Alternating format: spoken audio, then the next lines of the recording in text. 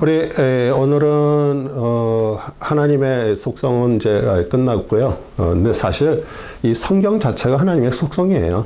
그래서 우리 하나님의 말씀에 대해 성경론에 대해서 공부를 합니다. 그리고 우리 성경의 정의 구성, 성경의 권위, 성경의 무호성, 성경의 보존에 대해서 공부하고요. 사실 이 하나님의 그 모든 말씀은요. 어쩌면 우리 인생이 살아갈 수 있는 모든 길들을 다 얘기해 주시는 것이에요. 그런데 그것을 자꾸 이렇게 이해가 안 된다 그러고 자꾸 과학적인 어떤 그런 시각으로 그걸 만약에 성경을 읽는다면 사실 우리에게 도움이 안 돼요. 진짜 그분의 마음을 가지고 읽어야, 왜냐하면 성경은 하나님의 마음이거든요.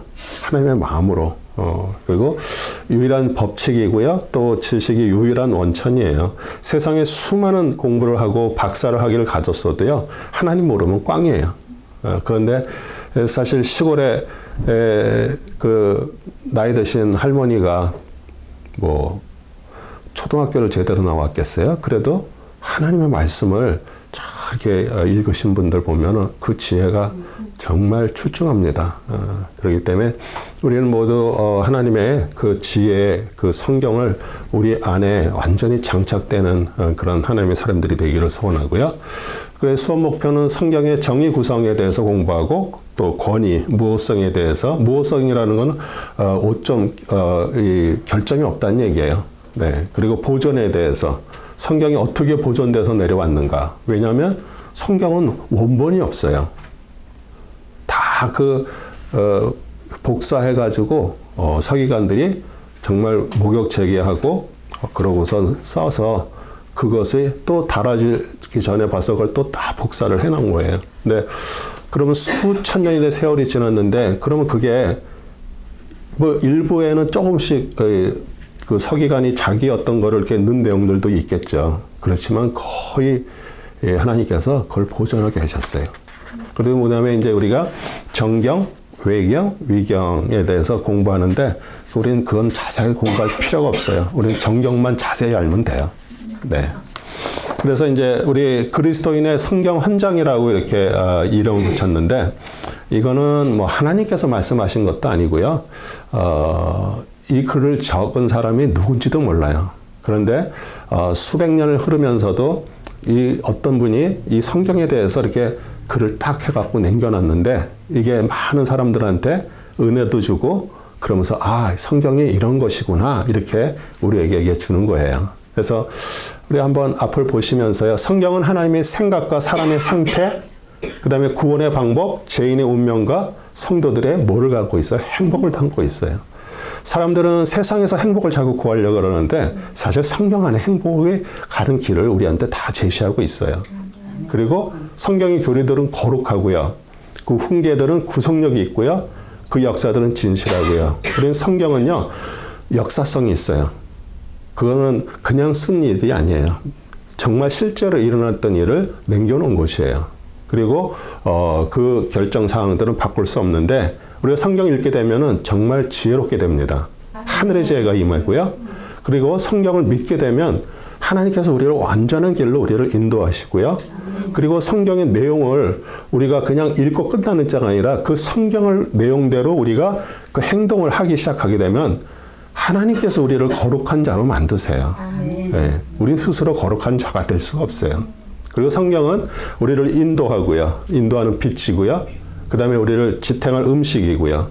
우리 삼시세끼 밥들은 잘 챙겨 먹는데 우리 말씀은 잘 안 읽는다 그러면 사실 어떻게 보면 지금 기진하고 있는 거예요. 그리고 우리 기쁘게 할 위로들 있고요.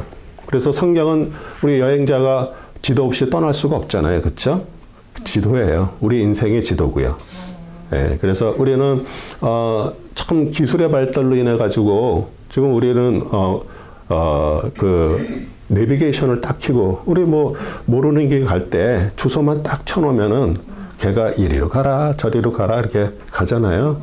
몇 년 전에 저희 처제 친구가 손자를 데리고선 저기 그 에버딘에서 한참 이렇게 왔는데 이제 집에 주소를 치고 이제 거기 내비게이션에 이제 가라는 대로 이제 왔어요. 근데 여기 근처 다 와가지고 이 내비게이션이 어떻게 뭐가 그 당시만 해도 좀 뭐가 문제가 좀 한 15년 전이니까 이게 뭐 오른쪽으로 가라 왼쪽으로 가라 하면서 거기서 막 뱅뱅 도는 거예요. 그래갖고 이제 시간이 많이 지나가지고 집에 딱 왔는데 그 손자가 하는 얘기가 뭐라고 얘기하면 스투피 우먼이 길을 잘못 가르쳐줘가지고 이렇게 뱅뱅 돌다 왔다고 그렇게 얘기를 하는 거예요. 그런데 우리 인생도요, 사실 우리 앞길 모르잖아요. 그런데 하나님께서 우리에게 성경이란 디렉션, 우리 하나님께서 주신 뭐예요? 내비게이션을 다 주셨어요. 이 속에서 우리의 인생의 길을 우리는 발견하고 가는 거예요. 그리고 순례자가 가면서 정말 그 육신에 힘들잖아요. 그런데 그 지팡이를 의지하면서 또 어려운 길을 이렇게 가잖아요.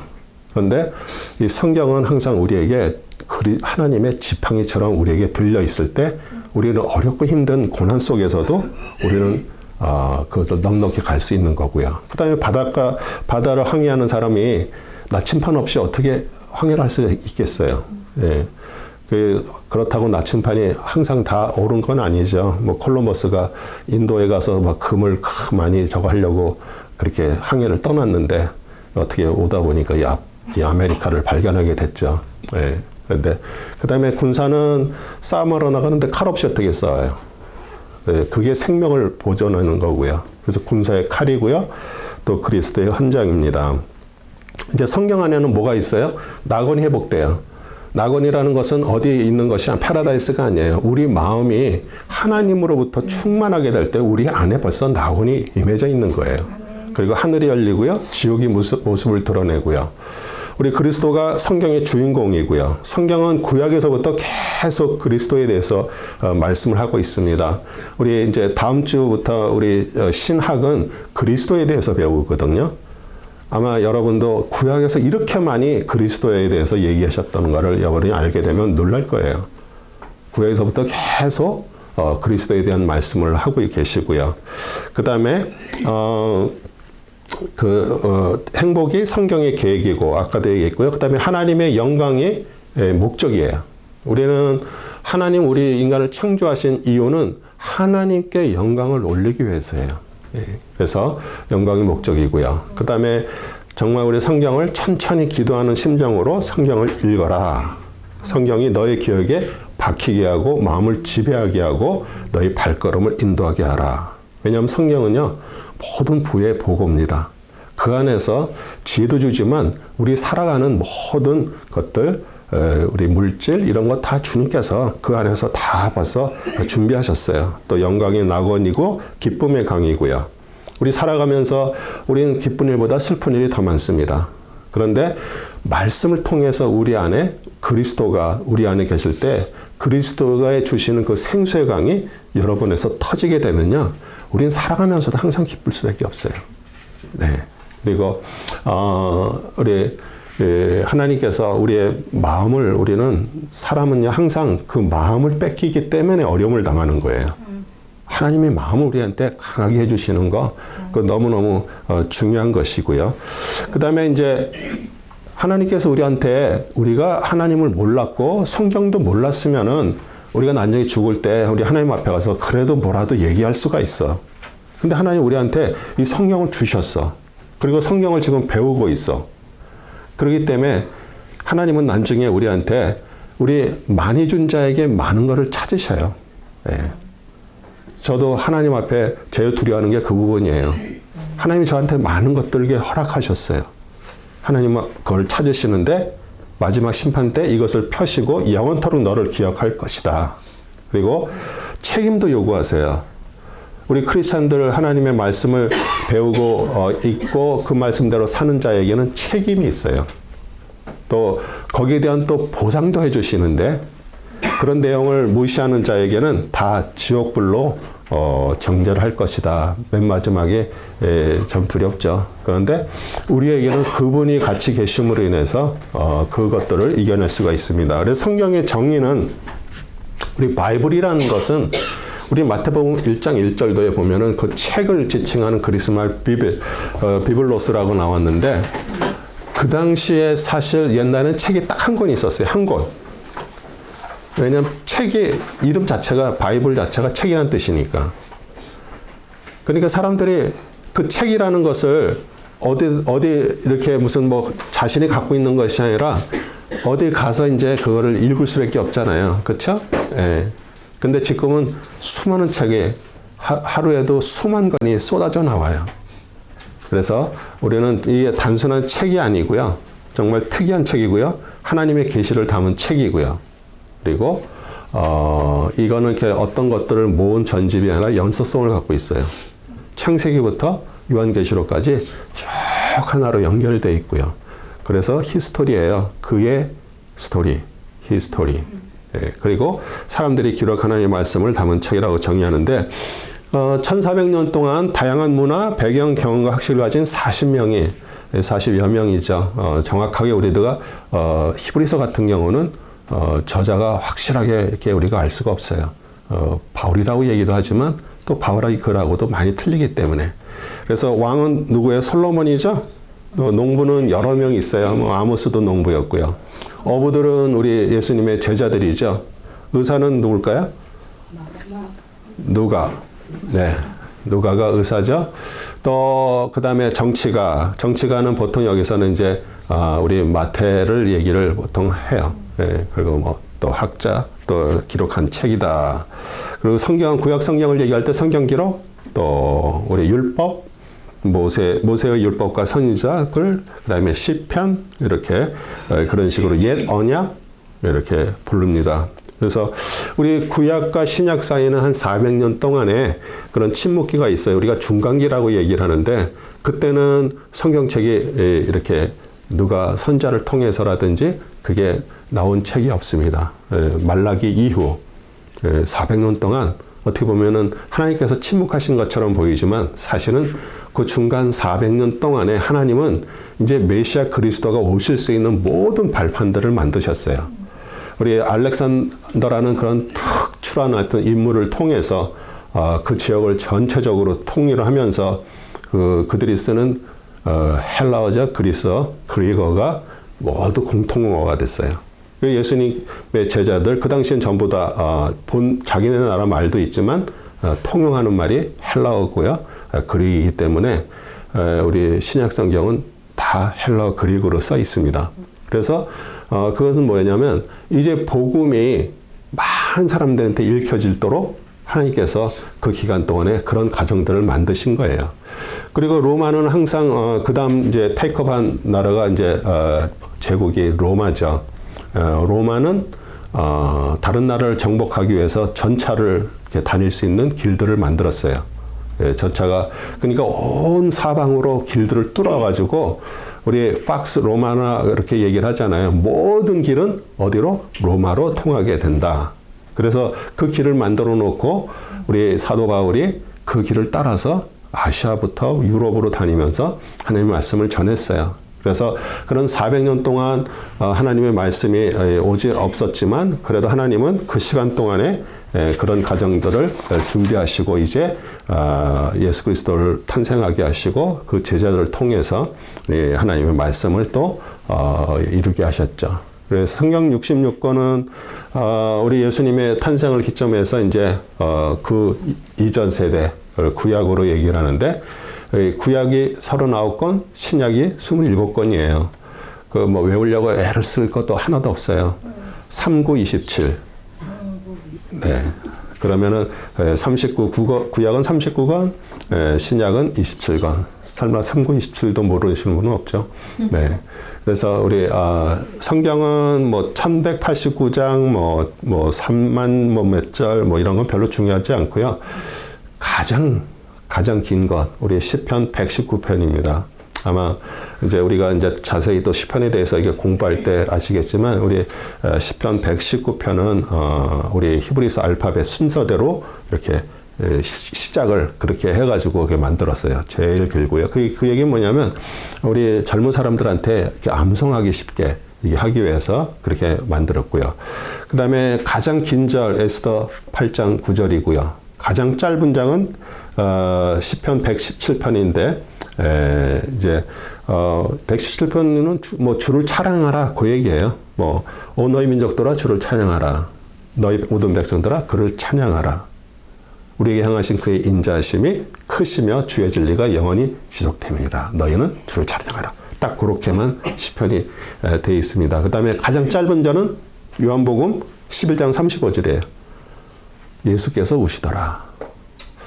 예수님이 왜 우셨을까요? 11장은 요한복음 11장 우리 공부해서 아시지만 우리 나사로의 죽음이에요. 예수님께서 가셔서. 그런데 그 유대인들도 그 마리아와 마르다의 오라버니 나사로가 죽은 걸로 인해서 이렇게 슬퍼하면서 우는데 예수님께서 우신 것은 그런 어떤 육신의 죽음 때문에 운 것이 아니에요. 육신의 죽음, 그 한 사람 죽은 거에 대해서 그렇게 울고 있지만 정말 얼마나 많은 사람들이 영으로 죽은 거에 대해서는 전혀 신경도 안 쓰고 그것도 모르고 있기 때문에 예수님께서 우시는 거예요. 그래서 우리가 사실 성경을 공부하고 하나님의 말씀을 이렇게 알아보고 하는 것 자체가 그 예수님의 마음을 우리가 알기 위해서 하는 거예요. 그리고 우리는 육신적인 삶뿐만 아니라 영적인 삶을 우리가 하나님께서 우리에게 주신 것을 감사하고 그것을 우리가 보존하기 위해서 저희들은 하나님께서 하나님과의 관계죠. 말씀을 공부하고요. 그 다음에 구약 성경은 뭐 일부는 아람어로 기록되었지만 사실 모두 히브리어로 기록되어 있고요. 크게 네 부분으로 되어 있는데 우리 모세오경, 우리 유대인들은 이것을 토라라 그래요. 토라. 예. 그러니까 토라라는 뜻은 뭐 지시하다, 뭐 이렇게 길을 인도하다 그런 뜻이에요. 근데 우리 모세오경을 그냥 우리가 영어로나 전체적으로 얘기할 때 펜타툭이라고 얘기를 해요. 펜타툭. 그러면 펜타는 다섯이라는 게 우리 펜타곤이 오각형으로 생겼어요. 우리 높은 데서 이렇게 내려다보면 우리 펜타곤이 오각형으로 딱 생겼어요. 그래서 펜타는 5란 뜻이고요. 이 5권의 툭은 상자라거든요. 그러니까 5개의 이렇게 말씀. 그래서 이제 모세오경. 그다음에 역사서는 뭐 여호수아, 사사기, 우리는 재판관기라 그러죠. 룻기, 사무엘상하, 열왕기상하, 역대상하, 에스라, 느헤미야, 에스더. 그다음에 시가서는 욥기, 시편, 잠언, 전도서, 아가서 솔로몬의 노래죠.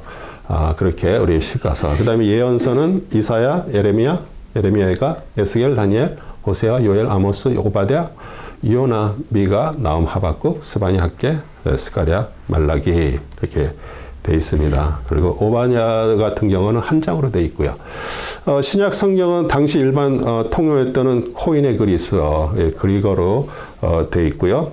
역사를 다루는 우리 사복음서, 사도행전, 또 사도들의 서신서, 그리고 우리 계시록, 미래를 담는 계시록 이렇게 돼 있습니다. 그리고 처음에는 사실 성경이 이런 장과 절이 없었어요.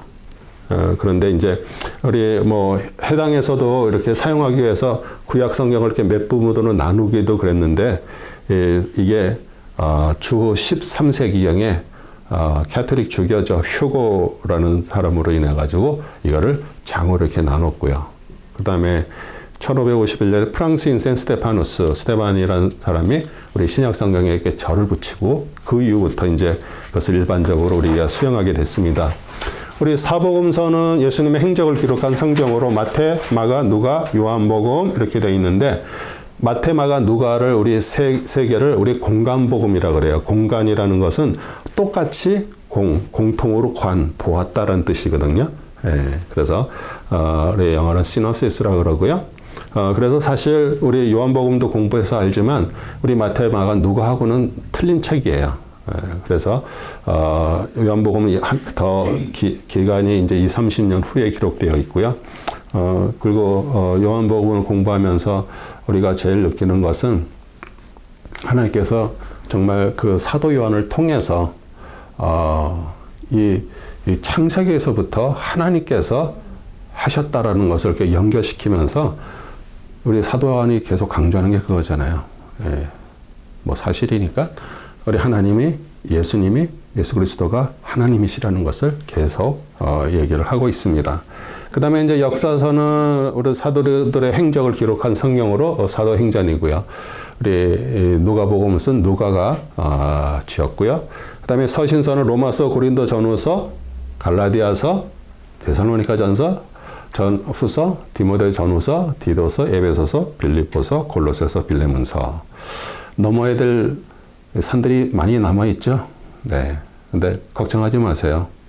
그 산들도 우리 힘으로 넘는 거 아니에요.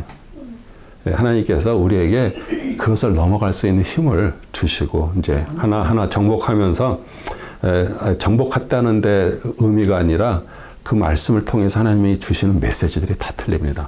네, 그런데 그 메시지들이 나에게 적용돼서 앞으로 나의 삶이 어떻게 바뀔 것인가 거기에 우리가 기대를 하면서 하나님의 말씀을 읽는 거예요. 너무 감사하지 않아요? 네. 그 다음에 이제 우리 전도 여행을 다니면서 이제 쓴 편지들, 로마서, 고린도 전후서, 갈라디아서, 데살로니가 전후서, 다 그 지역에 가서 교회를 개척하고 또 여기 와서 이제 그곳에서 보낸 편지들이에요. 그 다음에 목회서신, 바울이 목회자에게 보낸 편지 중에서 특별히 디모데 전후서, 디도서는 거기서 이제 개척한 교회에 있는 그 일꾼들, 리더들에게 특별히 이게 보낸 편지들이고요. 그 다음에 옥중서신은 바울이 감옥에 있을 때 보낸 편지, 에베소서, 빌립보서, 골로새서, 빌레몬서 이렇게 있습니다. 뭐 제가 이제 학기 말 되면 이제 시험을 낼 텐데 옥중서신이 아닌 것, 그러면 이제 다른 게 하나 들어가 있으면 이제 그걸 골라내면 되는 거예요. 네. 되게 쉽죠? 그 다음에 일반 서신은 히브리서, 야고보서, 베드로전후서, 요한 1, 2서, 유다서, 예언서는 요한계시록. 그래서 이제 이거는 뭐 앞으로 저희들이 이제 계속 공부를 하면서 이제 하나하나 자세하게 또 알아가겠고요. 그 다음에 이제 성경의 영감에 대해서 얘기를 해요.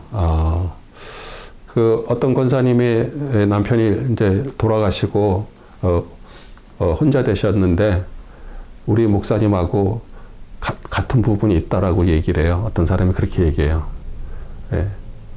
왜냐면 영감이 없어서요. 목사님도 하나님의 영감을 주셔야 되잖아요. 그렇죠? 예. 그 영감이 우리 남편의 영감이 아니고 영어로 인스피레이션이에요. 그러니까 하나님의 영으로 인도가 되지 않으면은 우리는 자꾸 육신으로 할 수밖에 없어. 그래서 이 성경은 다 하나님의 영감, 하나님의 입김으로 지어진 거예요. 예, 그래서 사람들이 성경을 영감된 것이라고 말할 때 의미는 성경의 저자들이 성경을 쓸 때 성령님께서 그 마음에 주셔서 그것을 썼다는 얘기예요. 예, 그래서 하나님의 입김, 하나님의 말씀, 또 그래서 우리 다른 책들은 이렇게 영감으로 쓴 이게 아니잖아요. 뭐 개인적으로 자신들의 어떤 필로 인해서 뭐 썼다고 얘기를 하지만 하나님의 영감이 아니잖아요. 그렇죠? 네. 그리고 성경은 뭐 어느 정도 영감이 되었다라는데 뭐 서로 다른 견해들이 있어요. 뭐 이게 전체가 영감이 됐다고 얘기하는 사람도 있고 뭐 부분적으로 그랬다라고 얘기를 하지만 우리 정통 우리 기독교 정통 하나님의 교회는요 완전 영감을 믿어요. 예. 그러니까 성경의 모든 것의 모든 말씀이 하나님으로부터 나왔다는 성경 자체의 주장을 전혀 의심할 수가 없습니다. 예. 그래서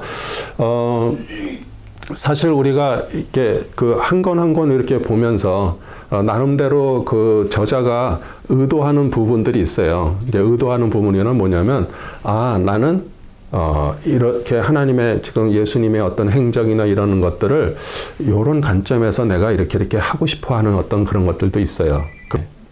그래서 우리는 완전 축자 영감설, 그 verbal inspiration에다 완전이라는 것은 완벽하다.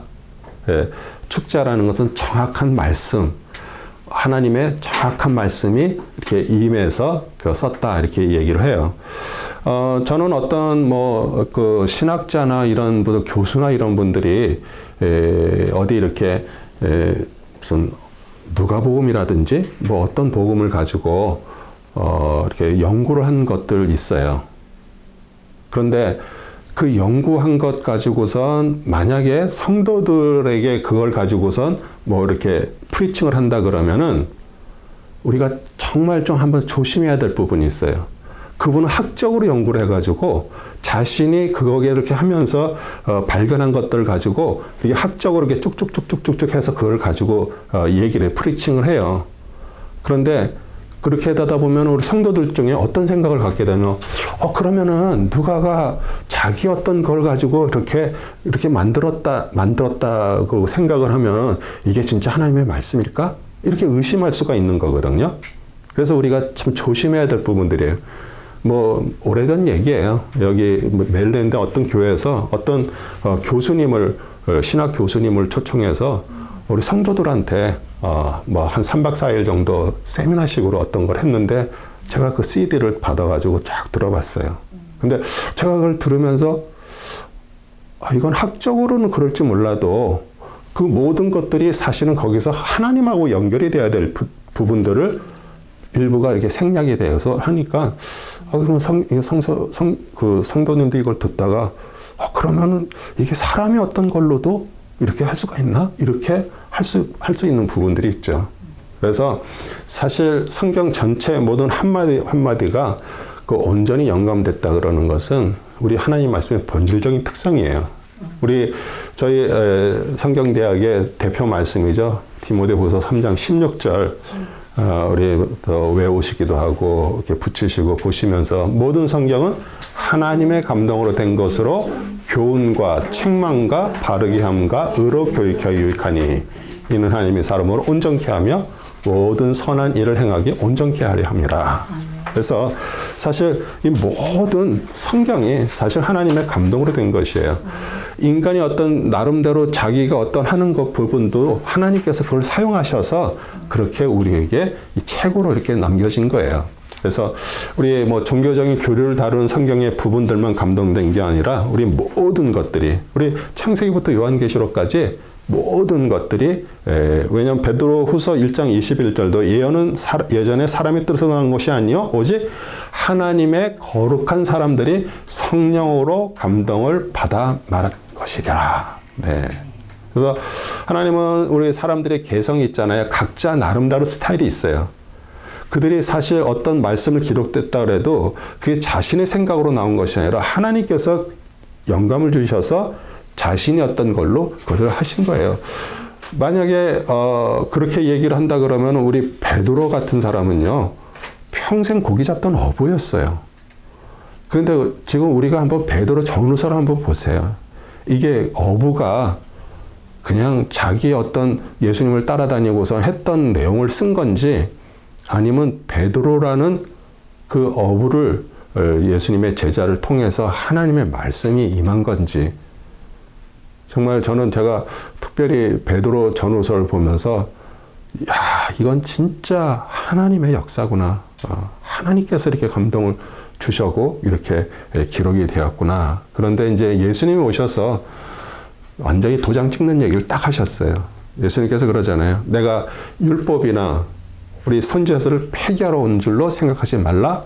폐기하러 온 것이 아니라 이루려 왔노라. 진실로 내가 너희에게 말하노니 하늘과 땅이 없어지기 전에는 율법의 1.1획도 모든 것이 이루어질 때까지 결코 없어지지 아니하리라. 네, 그러면서 우리 성경의 모든 것이 글자까지 영감되었음을 실제로 예수님이 말씀하셨어요. 그래서 왜냐하면 만약에 그것이 안 되면요, 사실 성경은 권위가 없는 것이에요. 그리고 하나님께서 오늘 우리에게 그 권위를 행사하는 방법은 성경의 진리와 지혜를 통해서요. 그래서 우리가 하나님 앞에 하나님의 사람들에 보면은 권위가 있죠. 그게 자신의 권위가 아니라 하나님이 주시는 권위잖아요. 우리 보면은 말씀을 정말 잘 증거하고 말씀을 정말 그렇게 잘 이렇게 전하시는 분들 이렇게 보면은 이 사람의 지혜로 하시는 것들이 아니거든요. 사람의 지혜는요, 그 당시로 감동으로 끝나요. 그런데 하나님이 그 사람을 목회자를 통해서 하나님의 말씀이 만약에 대언이 되면은 그를 듣는 자들의 성령으로 인해서 그 마음들이 감동되고 그러면서 돌아서게 하고 죄에서 돌아서게 하고 그렇게 더 하나님의 사람으로 살아갈 수 있도록 용기를 주고 하는 것이에요. 그러니까 그게 성령님께서 그 일을 하시는 거예요. 네. 사실 모든 성경은 신적 영감에서 기록된 하나님의 말씀으로 우리가 믿고 순종해야 될 절대적 권위를 가집니다.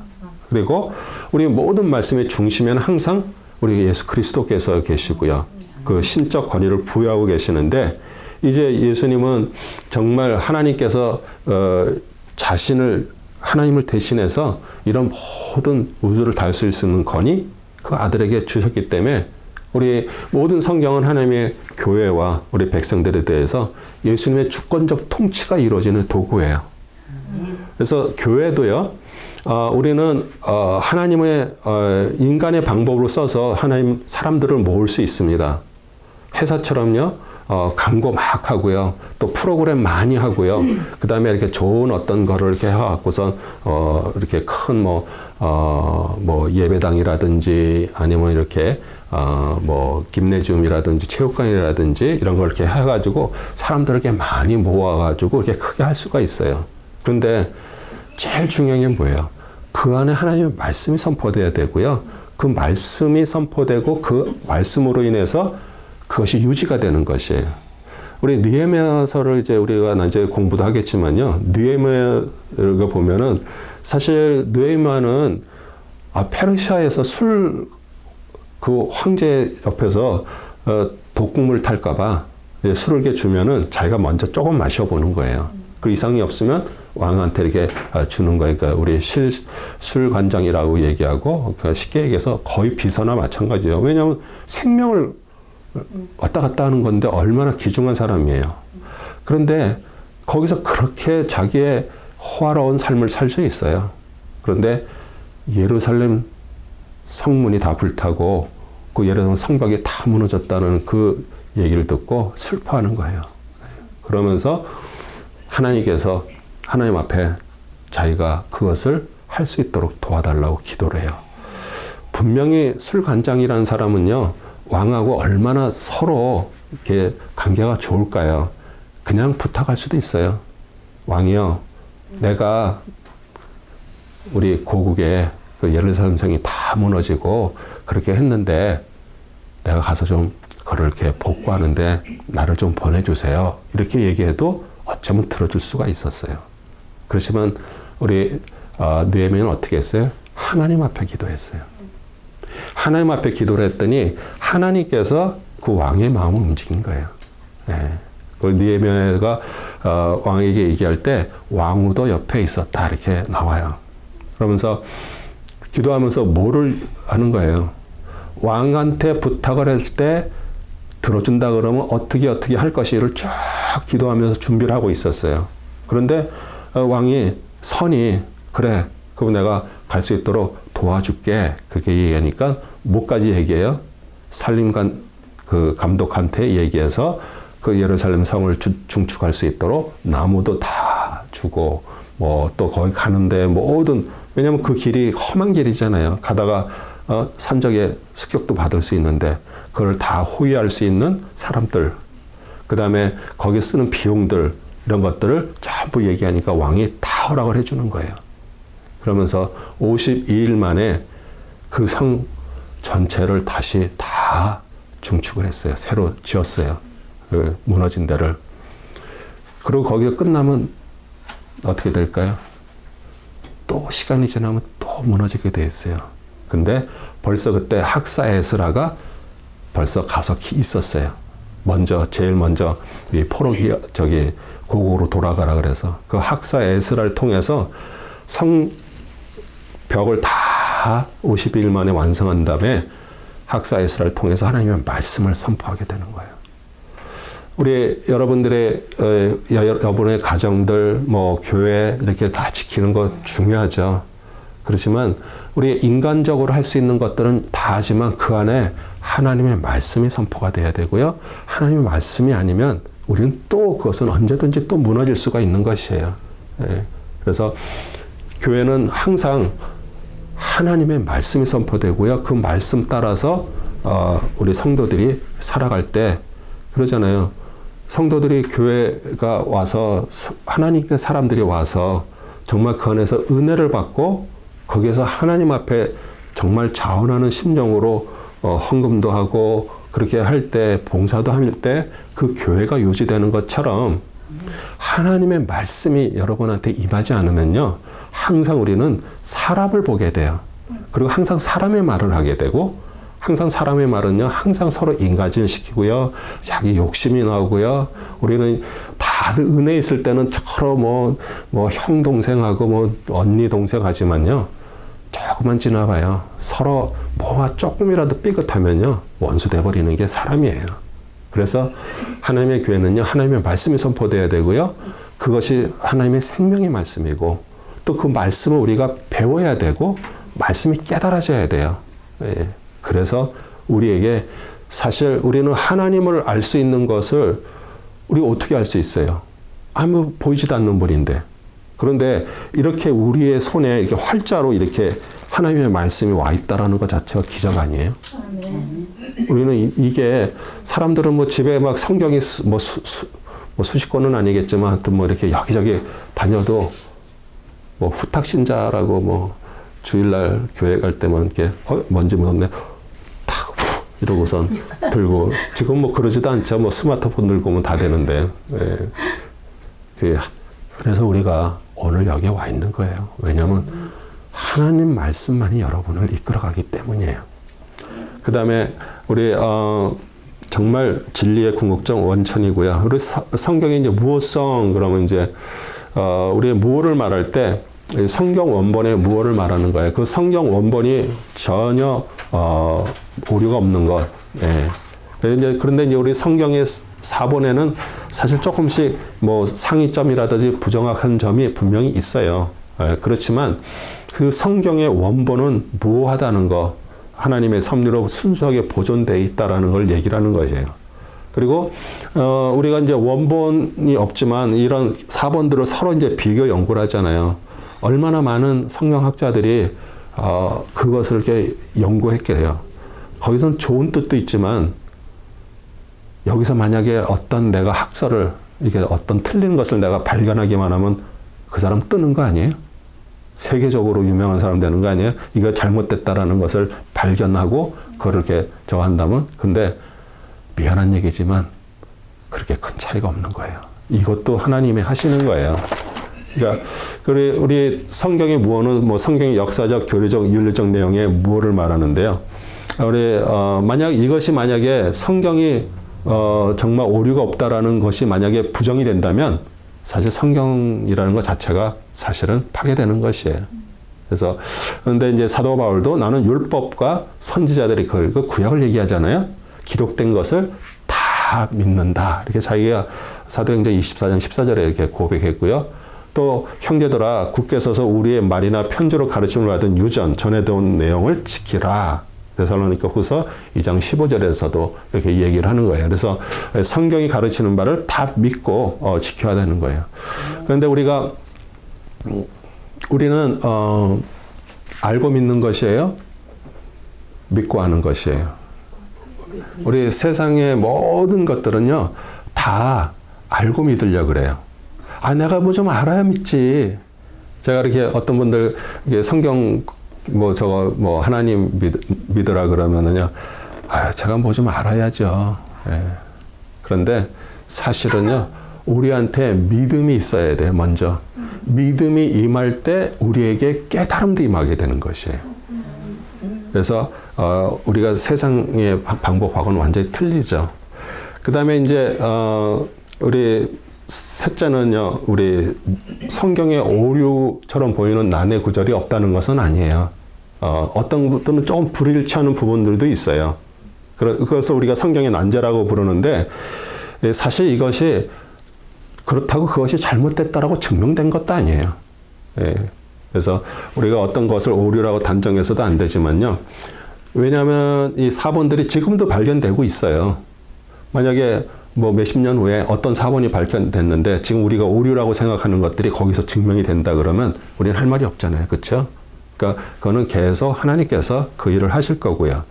그 다음에 이제 우리 성경의 이제 보존에 대해서 여태까지 정말 수천 년 동안 쭉 하나님의 말씀이 이렇게 쭉 보존이 되어 왔는데, 우리 주의 말씀은 순수한 말씀들이나 흙 도가니에 단련되어 7번 정화된 은 같도다.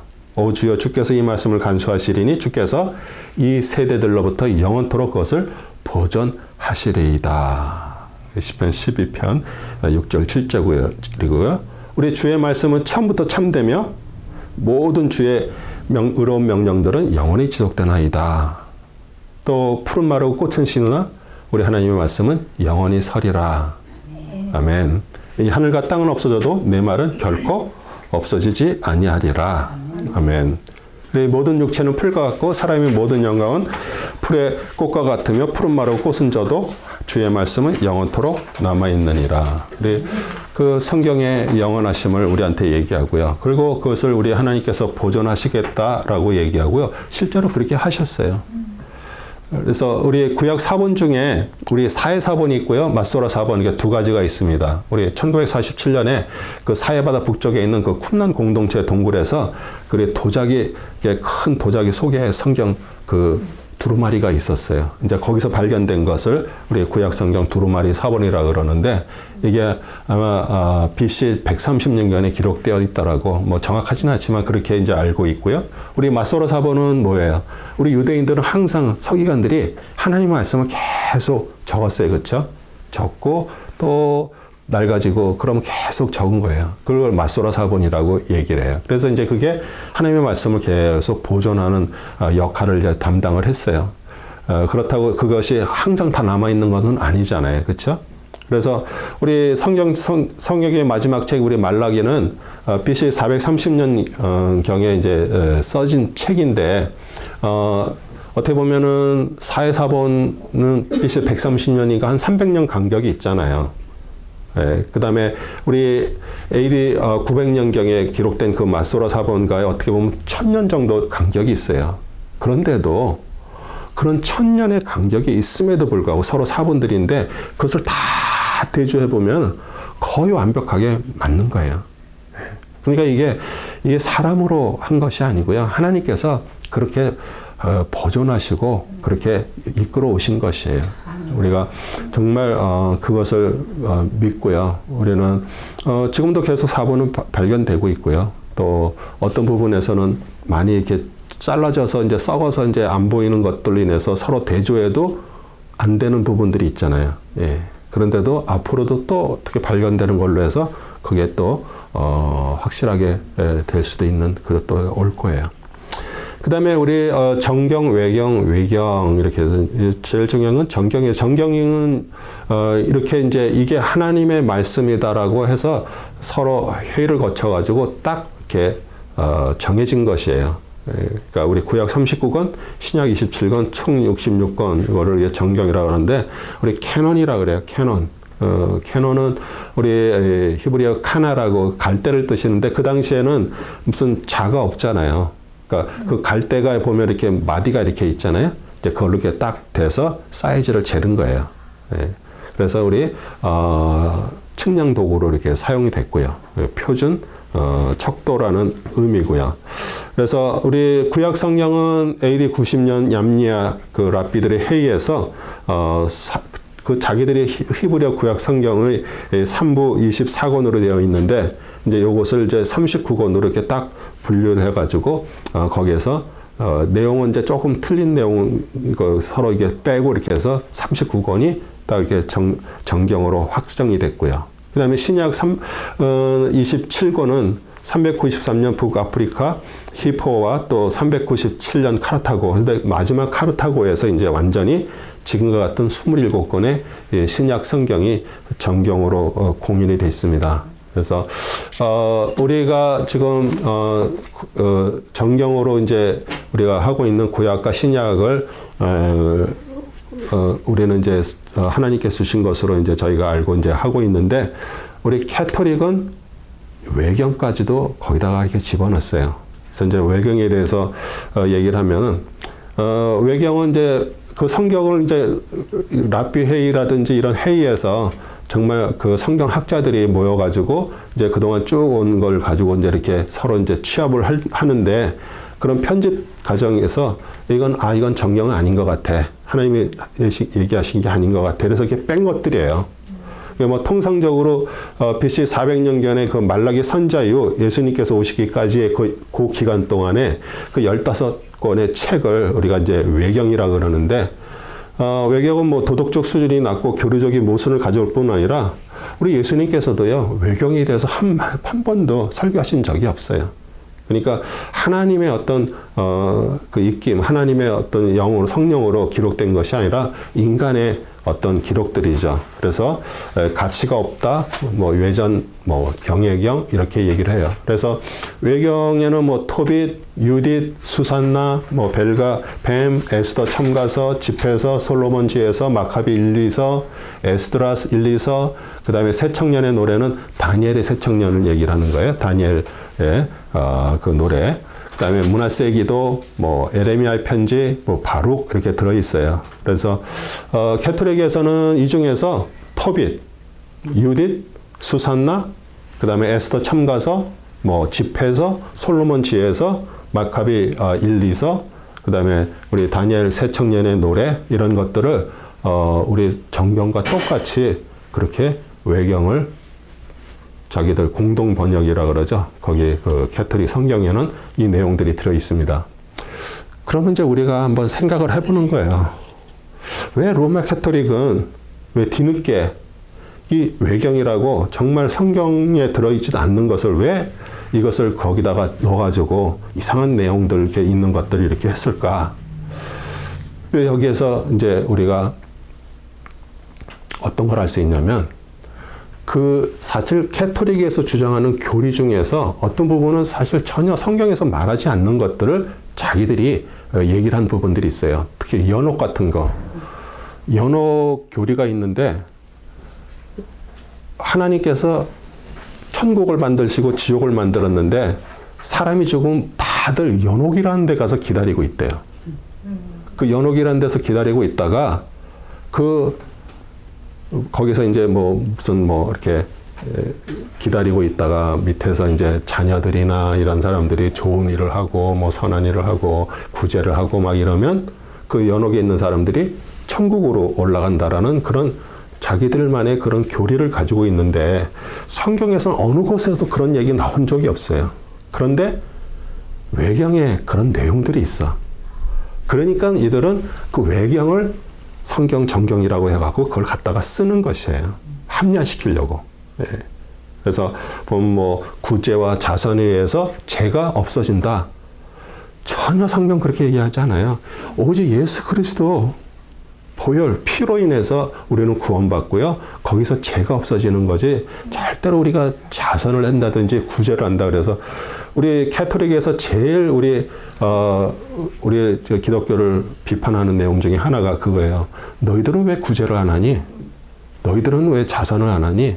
이렇게 그런 식으로 공격을 해요. 개인적으로 캐톨릭 성도들이 그렇게 자기들은 그걸 하는데, 예. 그런데 사실 하죠. 조금씩 개인적으로들 하고 교회도 하고 그래요. 저희도 뭐 선교비 보내고 뭐 하잖아요. 또 주위에 또 어려운 사람이 있으면 또 도움도 주고 그런데 사실 그게 주가 아니거든요. 주는 예수 그리스도의 보혈, 그걸로 인해서 우리가 죄가 해결이 되고요. 그걸로 인해서 구원을 받는 것이에요. 이제 그러다 보니까 성경에 찾아볼 수 없는 교리를 옹호하는 내용이 이렇게 막 들어가 있는 거예요. 마카비 뭐 이서라든지 이런데 집회서라든지. 그런데 어쩌면 조금 비도덕적인 내용들이 이게 포함이 돼 있는데, 그러면 면죄부가 뭘까요? 면죄부. 죄를 없애주는 거예요. 면죄부인데. 그 말 그대로. 왜 그랬냐면, 우리 11세기 때 십자군 전쟁이 이제 시작이 됐는데, 교황 그 우르바노 2세라는 그 교황이 이 기독교가 이제 무슬림한테 다 뺏겼잖아요. 예루살렘이고 뭐고 전부 다 그 지역을 다 뺏겼습니다. 그러니까 그것을 탈환하기 위해서 십자가 전쟁을 일으켰어요. 그런데 전쟁이라는 것은 돈 없이 전쟁할 수가 없거든요.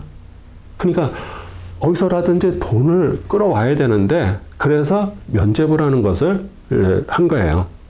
그래갖고 만약에 십자가 전쟁에 참여했다가 돌아온 사람들한테는 죄도 벌써 면제가 됐고, 하나님의 그리스도를 통해서 할 수 있는 그것을 면제를 해준다는 얘기예요. 그렇게 한 거예요.